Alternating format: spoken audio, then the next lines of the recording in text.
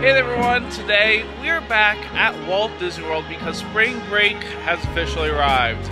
With spring break there is huge wait times for many rides, and with March there's also a lot of updates. So with that being said, let's go ahead and have a great day adventure. Now, if you don't know what spring break is, usually this is one of the busier times of the year, and if I had to recommend 3 times a year to not visit, is definitely one of them. I would say it's going to be spring break, Christmas, and Thanksgiving week. Mainly because this is when more people are off, so when more people are off, that's when more people can actually go on vacation. And when more people can go on vacation, that's where more people will be coming into the parks. Now today is so busy that the other entrance is actually open today, and it has been a long time since I've seen that open. So yeah, it's getting pretty busy around here. Of course, there's a few events when you are visiting Epcot, and one of those events is going to be Epcot's Flower and Garden Festival. This takes place for 90 days now through May 27th, 2024. There's a whole video on Flower and Garden already. However, if you want a quick summary, pretty much this is a festival filled with flowers, topiaries, gardens, and flavorful food around World Showcase. And more importantly, if you are coming to Epcot as well, this is usually going to be one of the more popular events. So if you want some of my must-dos, definitely try some of the food and check out some of the topiaries and gardens as well. Right over here we have SpaceShip Earth. Right now it is at a 30-minute wait time. However, if you're looking to take advantage of a lesser wait, then I would usually recommend doing this around afternoon, more 4 to 6 p.m.-ish time, as that's when the wait times decrease for this ride. And usually when park opens, it is a long wait, since most people see this attraction and they want to go on this first. So if you don't want to make the mistake and wait along the line than you would in, hours later, then I would recommend doing this as one of the last attractions. Now, before we leave Epcot to make our way over to Magic Kingdom, I wanted to say, if you want to do a fun scavenger hunt around Epcot for a limited time, there is the Eggstravaganza 2024 Easter egg hunt for $10. This is a scavenger hunt for a limited time where you can hunt Easter eggs in World Showcase, and at the end you can even get yourself a small prize as well. Now, before we leave, I actually timed myself coming into the park, where security for today was really long, and with today, since it is spring break, I wanted to make sure, see how long it was, and surprisingly it was a few minutes, so not too bad for a day where it's going to be really crowded. But I think since it is spring break, why don't we check in on some of the crowds? And alright, so if we can look right here, we have Grand Fiesta Tour at 5 minutes, Swiss Family Treehouse 5 minutes, the Carousel Progress 5 minutes, All Presents is 10, Up Vision is, as always, 10 minutes. There's Magic for 15 minutes, Speedway for 15, 20 minutes for Enchanted Tales of Belle, 20 minutes as well for Figments, PeopleMover is 20 minutes, Aladdin is 30, Mission Space is 30, Astro Orbiter is 35, Limited Land is surprisingly 35 minutes, Star Tours is also 35 minutes, Haunted Mansion 40, Tower is 40, then Exhibition Ever is 50, Pooh is 50, 55 minutes for Soarin' Around the World, Big Thunder Mountain is 65 minutes, Space Mountain is 65, Remy's Ratatouille Adventure is 70 minutes, Navi River Journey is 75 minutes, Rise is at 80 minutes. Frozen Thereafter is at 85 minutes. Seven Dwarfs Mine Train 100 minutes. Slinky Dog Dash is also 100 minutes, and Avatar Play Passage is also 105 minutes. But right now it looks like the railroad is closed. I don't know why, but Test Track is closed, and Peter Pan's Flight is also closed. Color Rapids is under a refurbishment right now. So I think we're going to go ahead and actually head on to the monorail and go to Magic Kingdom to see how crowded it is and maybe ride a few rides there.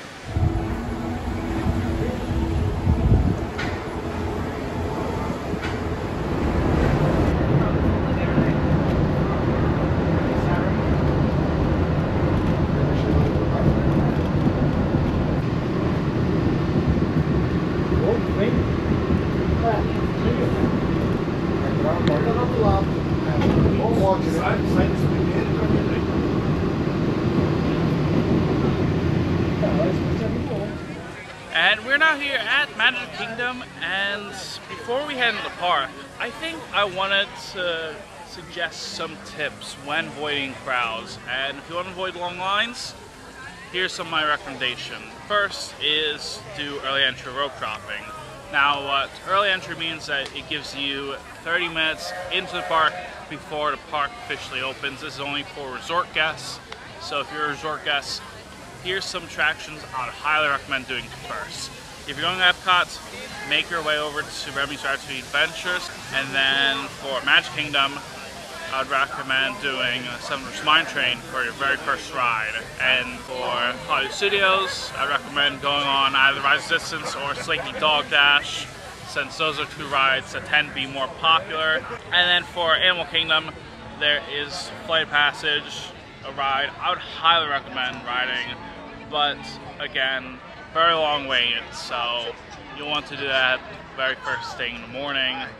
And in terms of rope dropping, it means getting to the park as soon as the park opens. And for example, there's some rides like Jungle Cruise or Haunted Mansion that I would highly recommend riding as soon as you do rope drop. And of course, if you're a resort guest, and it's a great time to do both. But if you're going to parks later, I'd highly recommend getting on one of the most popular rides closer to park close. But besides those three parks, there is also some things you can do, but it will charge you a lot of money. First is Genie Plus. Disney Genie Plus is pretty much the system that has Lightning Lane and individual Lightning Lane. Lightning Lane gives you access to most of the rides here at Disney World. It is pretty much like a digital Fast Pass, but you have to pay for it. Individual Lightning Lane is the same way, except it is only available for the select attractions, and you pay per ride. For example, if you want to go on a Flight Passage, there is individual Lightning Lane. However, it will be $11 to $16, but during spring break, it can be more expensive. Same thing can go to Ride Resistance in Disney's Hollywood Studios, Guardians of the Galaxy Cosmic Rewind in EPCOT, and more importantly, in Magic Kingdom, Seven Dwarfs Mine Train, and Tron Light Cycle Run, Disney's newest roller coaster. Now, last but not least, there's also Single Rider Line. Now, Single Rider pretty much guarantees you a low wait time. However, you will be also split up from your party, as you're pretty much filling in the seats. It is available for Expedition Everest, Test Track in EPCOT, and in Hollywood Studios it is available for Millennium Falcon, Smuggler's Run, and Rock and Roll Coaster. Anyways, I think right now that is pretty much all of my tips. How about we go ahead and head inside park so we can actually see what's happening inside. I think to start things off with our adventure here in Magic Kingdom, I know it's been a long time, but I had to just explain some of my tips and tricks when coming here during spring break. I think we're going to go ahead and ride a few rides, and then after that, maybe get some of the Easter popcorn at the Magic Kingdom Main Street Confectionery, after that, I think we're gonna go ahead and head out for today. It is also, as you can tell, very busy, so I don't want to be here too long. It's also very hot, so if you're coming here during spring break, make sure you get some sunscreen and make sure you get a bottle of water. Right now, we're gonna go ahead and maybe head on to the PeopleMover and see how long that is. All right, so right now, PeopleMover is 25-minute wait. Let's go ahead and board PeopleMover and start the timer. Greetings, intergalactic travelers. Welcome aboard the PeopleMover, presented by Enterprise. I'm Borak 5, your guide aboard this highway in the sky, the absolute best way to see Tomorrowland. And my stars, is there ever lots to see? Now approaching Tomorrowland Speedway and Tron Light Cycle Run. I love a good circuit, and these are two of the best tracks of the cosmos for a bit of light, speedy competition. Attention all visitors from Galaxy M31. Please keep forward-facing tentacles clear of oncoming vehicles. Thank you.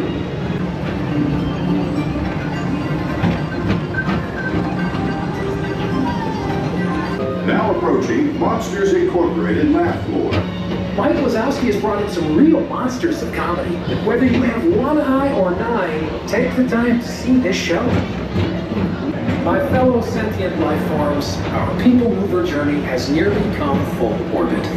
Thanks for riding with us. It's been a pleasure to have you aboard. And even though we're concluding, this is always my favorite part. Because now is the time. Now is the best time to go out and explore tomorrow, today. See you in the future. And we just got out of PeopleMover. In total, it was a 16-minute wait. Compared to that, though, it was a 20-minute posted wait, so we saved around 4 minutes. Not too bad on a day like this, where it is busy, but I think right now, I want to check, see how Space Mountain is today. And if we look at that, it is 90 minutes for Space Mountain. Yeah, it is automatically a no for me. Let's see, how many minutes is it? It is 15 minutes. Ooh, alright then. Yeah, we'll definitely do this one, I think.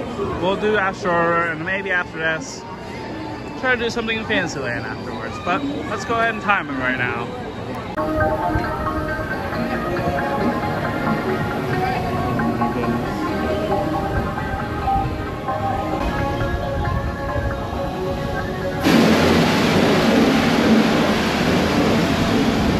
Astro Orbiter is now beginning descent.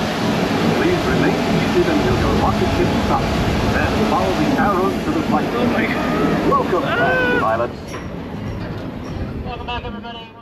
So, we just got off of Astro Orbiter. It took us 17 minutes out of the supposed 15-minute wait. Although, to be fair, after I got in line, then turned to a 20-minute wait. So, overall, it was over 2 minutes, but better than over 10 minutes at least. I think if you're going to do one of those types of rides, out of any of the 3 rides here in Magic Kingdom, whether that's Aladdin, Dumbo, or Astro Orbiter, Dumbo is the pick for me. Also, if you have fear of heights, I would not do it. I would not do it. We're gonna go ahead and end the challenge, since it is already 12:57, which is already an hour into this challenge, so I think we can safely say we did not get 3 rides done in an hour. But I think for now, we're going to go ahead, grab something to eat, and then check on Tiana's Bayou Adventure. And we can see right now there is Tiana's Bayou Adventure. It looks like it is going along. We have some logs right there, although just know they are rejected logs, so it's not the official log, but it does look like we can see some construction right now. Looks like we have some greenery right here. Maybe it might open in May, actually. That's my guess, you know. Memorial Day weekend. would be probably a good time to have a new ride open, but you can see there is some work on the mountain, and they're slowly taking down some of the barricades like we saw last time, but it's exciting, especially to see how Tiana's Bayou Adventure is going along. Yes, it is technically a re-theme of Splash Mountain. However, it is still technically a new ride. And I cannot wait for it, honestly. And right here we have the wait time for Haunted Mansion. It is 45 minutes, although if we see right all the way there, Haunted Mansion line ends there, and then we can even see Light Lane, which has a pretty long line that ends there as well. Alright, so Peter Pan's flight just opened, and it is now 60-minute wait. So yeah, if you want to do this for your early entry attraction, I would definitely do this. Actually, it may not be 60 minutes, because usually if it is 60 minutes, it'll be back up. Oh, never mind, it is 60 minutes. And we're now inside the Main Street Confectionery. This is where they have some new Easter treats inside. I thought I'd take a look in here. Now we can see what the spring popcorn looks like, where it's a limited time offering for $16. And then right along here we have Mickey Spring Caramel Apple for $13. Another limited time option. And then we can even see the Mickey Spring Crisp Rice cereal treat for $7. And right down here we can see the Mickey Chocolate Cake Pops with one of the spring ones here for $5.79. Now, out of all of the treats here, I think we're gonna go ahead and get the spring popcorn right here. It looks pretty good for the most part, so they want to go ahead and get the spring popcorn right there. And right here we have the spring mix popcorn from the confectionery right nearby.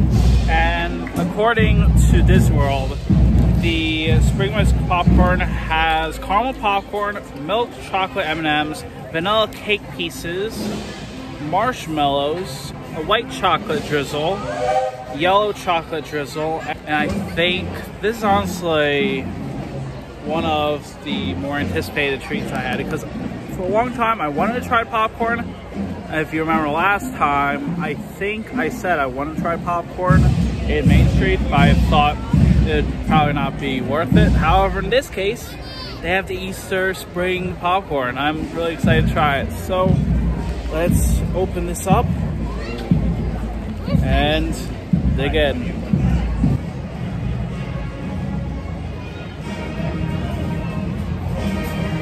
I gotta say, the Easter spring mix popcorn, really good.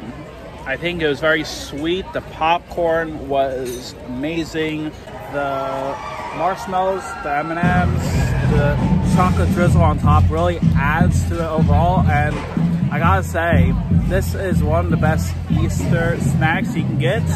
And I will be sad when it goes, but I think overall, I'll definitely get this again.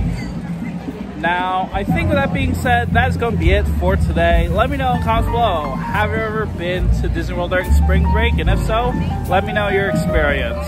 And until next time, thank you very much for watching, and I hope you have a great day.